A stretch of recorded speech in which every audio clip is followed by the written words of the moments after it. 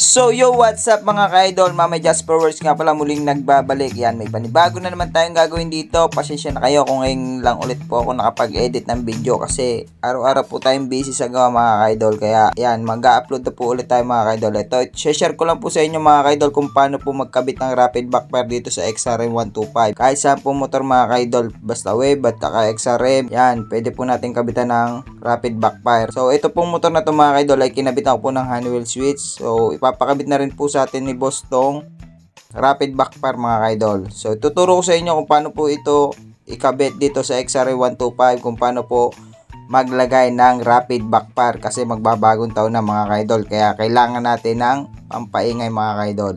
Ayan, ito mga gagamitin natin. Meron tayo dito interrupter relay at saka ito relay, horn relay po mga ka-idol. Gagamit din po tayo niyan. So ituturo ko po sa inyo kung paano po ikabit yan. And then meron tayo ditong wire, ya, kailangan natin yan. Tsaka electrical tape mga ka-idol. Ayan po yung mga gagamitin natin. So ituturo ko po sa inyo yan kung paano po ikabit. So bago nga pala natin itong bisa, kung bago pa lang kayo sa aking YouTube channel, please like and subscribe. At huwag nyo na rin po kalimutan i-hit ang notification bell para lagi kayong update sa mga video ko i-upload. So yun lang mga ka-idol, tara umpisa na natin to. Let's go!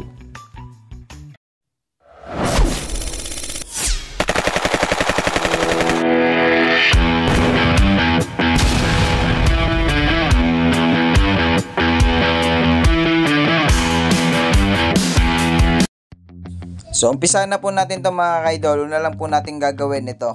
Yan, tuturuan ko po kayo kung paano po to ikabit sa XRM. Tong rapid backfire na to, kung paano po to pagganahin. So, ito po yung relay mga ka-idol. May mga number po ito. Yan. Kung makikita nyo naman po mga ka-idol ay may number 86 siya at saka 85 at saka yung 30 mga ka-idol. Yan, 30. Tapos ito naman ka-idol. Ayan ang mga gagamitin natin, yung apat na yun sa gilid mga ka-idol. Tapos ito naman mga ka-idol, yung interrupter relay. Yan, ito yung gagamitin natin. Ito sa dalawang dilaw na to. Dito natin sasalpak sa 86 at saka 85 mga ka-idol. Yan, hindi po kayo malilito dito mga ka-idol.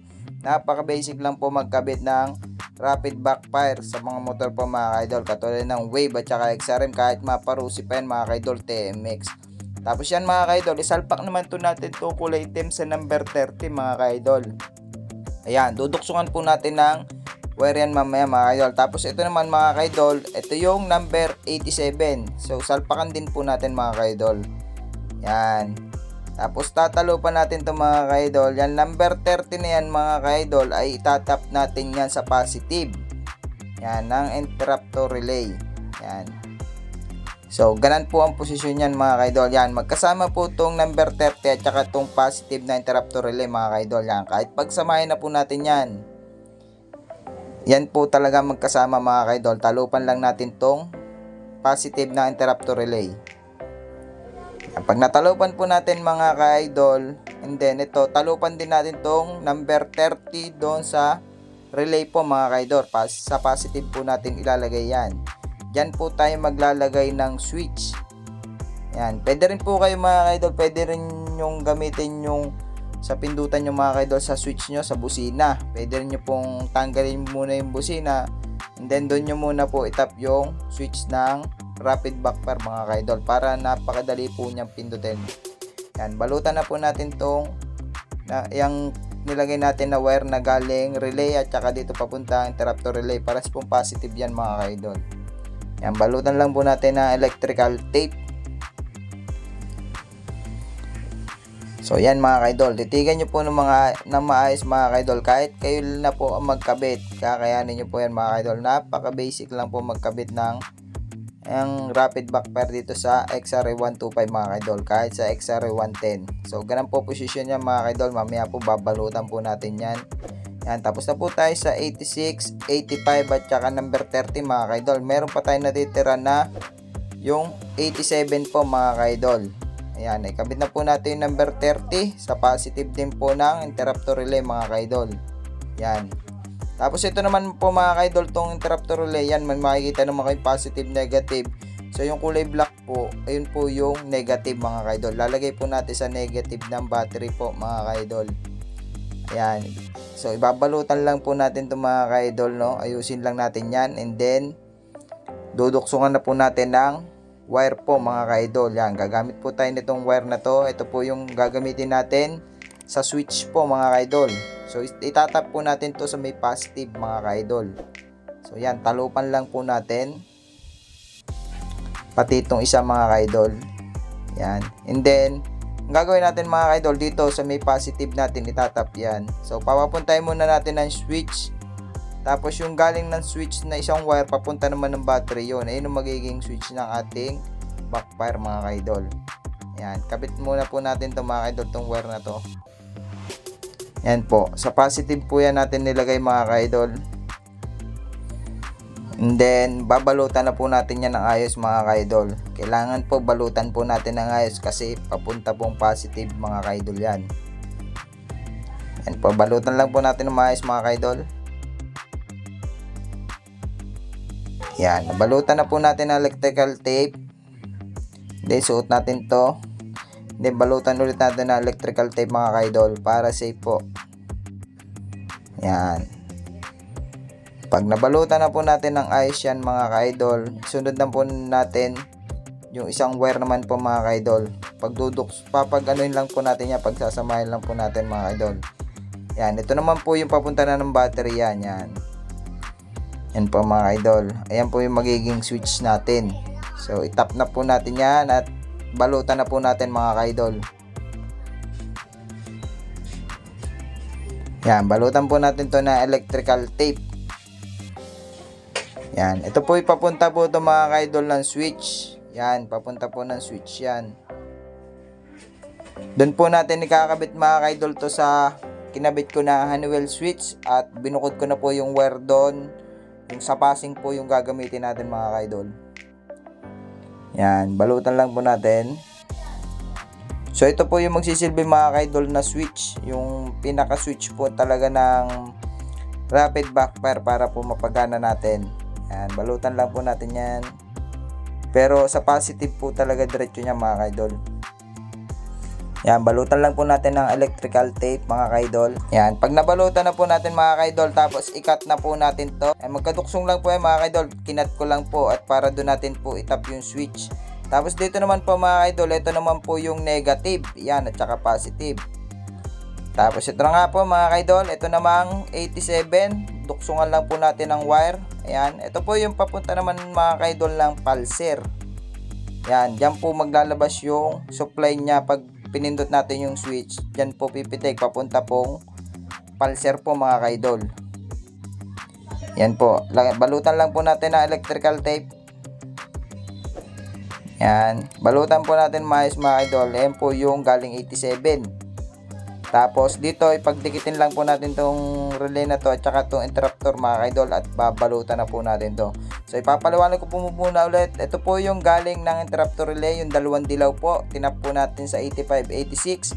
Tapos ito naman po yung number 30. Tinap po natin sa positive. Yan, positive po yan mga ka-idol. Papunta po switch mga ka-idol. Yan, ayan po yung papuntang switch. Tapos yung tapos ito naman black, ayun naman po yung negative. 87 naman, ayun po yung papuntang pulser. Ito naman yung pulser mga ka-idol. Yan, hindi po kayo malilito dyan at napakadali lang po mag-install na rapid backfire. So ngayon mga ka-idol ay iseset na po natin to. Itatap na po natin dito. Yan, dito po mga ka-idol ay nagbutas lang po ako dito sa U-box. Diyan po natin yan, papasutin po natin yung wire. So bago natin isuot yan, balutan po muna natin to mga ka-idol. Yan. Yan, pinagsama ko na po. Yan, binalot ko na po na electrical tape. Tapos ito naman po mga ka-idol, ito yung positive. Yan o. Tapos susuot naman natin dito. Papunta naman yung susuot po natin dito mga ka-idol, ayun po yung papuntang switch at saka yung papuntang pulser po mga ka-idol. Ito po yung papuntang switch, itong nakabalot po na item. Tapos ito naman yung isang black, papunta naman itong pulser mga ka-idol. Ito yung number 87. Yan, number 87 ng relay. Tapos ito naman mga idol, may dalawa ditong wire, positive, negative na yan. Tatap na po natin sa battery yan. So mamaya po natin itatap yan. Unahin lang po natin mga ka-idol yung pulser. So yan, yung 87 po mga ka-idol, yung dinuksong po natin na wire. Ito po yan mga ka-idol. Itatap lang po natin sa pulser lang po mga ka-idol. So putulan lang po natin to. Yan, tapos talupan po natin mga ka-idol na mahaba. Isusuksok lang natin to dito sa may pulser po. Yan, hugutin po natin tong socket. Yan, ito po yung socket na stator po mga ka-idol. Yan po, may mga kulay po yan. Ang pulser po dito mga ka-idol ay ito po ang kulay blue na may lining na white mga ka-idol. So dito po natin isusuot tong wire na to. Yan, isuot lang po natin dito mga ka-idol. Ayan po yung pulser niya. Yung kulay blue na may lining na white po mga ka-idol. So isuksok na po natin tong socket po mga ka-idol. So yan, ganun lang po napakadali mag-tap sa pulser po mga ka-idol. Yan o, sinuksok lang po natin. Dito po tayo nag-cut para wala pong yung wire niya mga ka-idol. Tapos ito naman mga ka-idol, ito naman yung papuntang switch naman. Ayan, kaya po natin inabaan niya, papunta pong switch yan. Ayan po, isuot lang po natin dyan mga ka-idol para maayos-ayos naman yung ating pagkagawa dito mga ka-idol.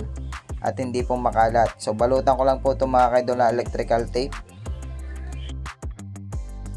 Balutan lang po natin mga ka-idol ng electrical tape. Yan, pag nabalutan na natin mga ka-idol, yan, ituloy na natin dito yung papunta naman na switch. Yan, dito ko lang po rin siya isinapi ko lang po sa harness po mga ka-idol ng motor yan o. Para hindi po siya makalat. Yan, para kung tatanggalin po man niya, maluwan lang po magtanggal na ito mga ka-idol. Pwede pong hindi natanggalin, doon na po natin itap talaga yon. Tapos ito na po yung wire mga ka-idol. Ito naman po yung wire na galing dito sa passing light po mga ka-idol. Ayan po yung gagamitin natin, yan yung switch po ng passing light dito sa Honeywell switch. Ayan, binukod ko na po yung wire mga ka-idol. So itatap na po natin itong dalawang wire dito mga ka-idol. Ito po yung konektado papuntang positive mga ka-idol, yung interrupter relay at saka nung relay po mga ka-idol. Ayan po. Ayan po yung gagawin nating switch ng rapid backfire. So ikabit lang po natin to mga ka-idol, tapos balutan po natin ng electrical tape mga ka-idol. Kahit po magkabaliktad lang kabit natin dito mga ka-idol, okay lang. Yan, ikabit lang po natin mga ka-idol. Yan, tapos balutan po natin to mga ka-idol.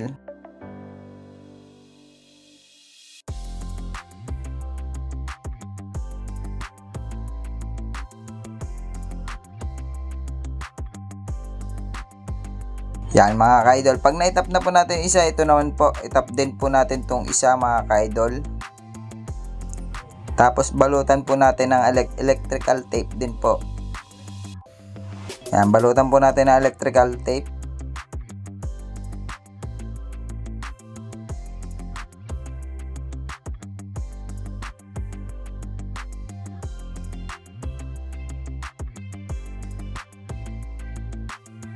So yan, ay tap na po natin. Balutan po natin ng ayos. So yan, ay tap na po natin sa switch mga ka-idol. Ang sunod naman po natin mga ka-idol, ito naman po yung sa interrupter relay naman po mga ka-idol. Yan, nabitin nga lang po yung wire, yung positive negative po. So ang gagawin ko po dito mga ka-idol ay duduksungan ko po ng wire to mga ka-idol. Kukuha lang ako ng wire. Tapos ito na nga po mga ka-idol, ito yung negative. Yan, sa interrupter relay. Tapos ito naman yung positive na dyan. Yan, idudukson ko po itong wire na to mga ka-idol. Yan, pula. Dinuksungan ko na nga po mga ka-idol. Yan, hindi ko na napakita. Basta sa positive negative lang po mga ka-idol. Yan, yung kulay black po sa negative. Yan, kabit lang po natin tong negative mga ka-idol. Yan, luwagan natin tong Phillips screw. Tapos suksok lang po natin dito mga ka-idol itong wire ng negative. Yan, tapos sikpitan po natin mga ka-idol. Tapos next naman natin, ito naman po positive mga ka-idol. Yan. Tapos suot po natin.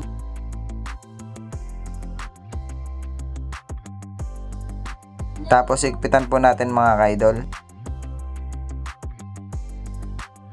Yan. Tapos testing naman po natin mga ka-idol kung nagana po yung relay. Yan, pakinggan po natin kung natunog po. Ito po yung switch natin, yan o. Mapakinggan nyo mga ka-idol. Pakinggan natin kung nagana. Ayan mga ka-idol, nagana na po yung relay. So gagawin natin, testingin natin mga ka-idol yung backfire.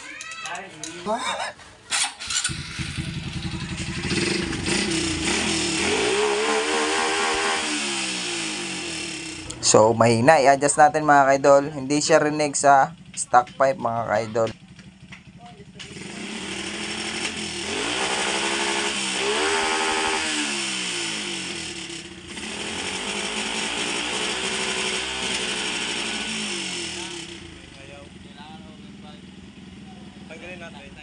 Tapos ito na nga po mga kaidol, tinanggal na po natin yung pandulo.